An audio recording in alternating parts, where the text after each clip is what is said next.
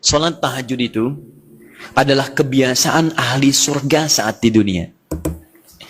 Jadi kalau Anda ingin melihat ahli surga yang hadir di dunia, salah satunya lihat kebiasaan salat malamnya.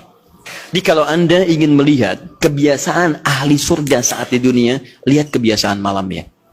Kalau dia bangun dan mengalahkan semua kebiasaan malam ahli dunia, maka itulah ahli surga. Salah satu kebiasaannya. Ya, kalau nanti turunan dari tahajud yang muncul, nanti saya terangkan. Yang berhasil tahajud, ciri-cirinya begini. Jadi jangan dilihat setiap yang malam sholat, itu disebut ahli tahajud. Belum tentu, ada ciri-cirinya. Tapi ciri yang pertama, yang melekat kuat, kelihatan nampak, pertama adalah ciri ahli surga, dia memiliki kecenderungan untuk sering bangun malam. Dalilnya Quran surah ke-51, ayat 15, sampai dengan ayat ke-17-nya. Innahum kanu qabla dzalika muhsinin, mereka itu ahli ihsan saat di dunia. Ayat 17-nya, kanu qalila minal laili ma yahja'un. Mereka itu malamnya sedikit tidurnya. Jadi punya kebiasaan bangun malam.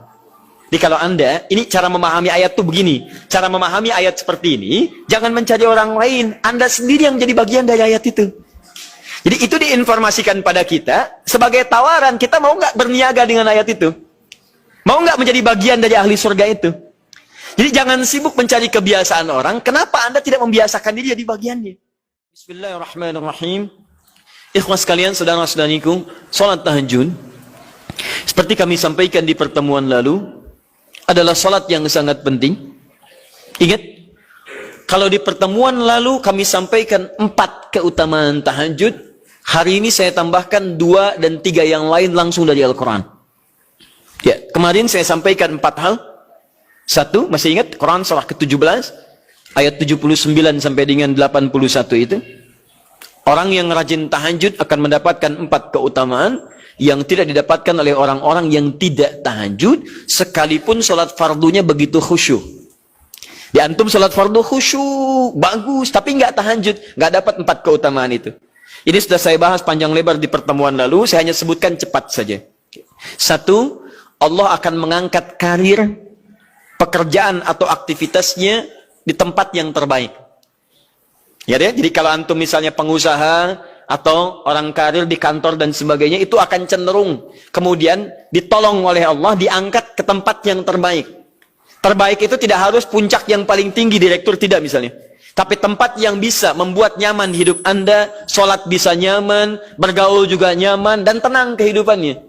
Mungkin level Anda nggak sampai puncak ya direktur utama, mungkin direktur 1, 2 gitu ya. Tapi Anda dijauhkan dari hal-hal yang maksiat, dijauhkan.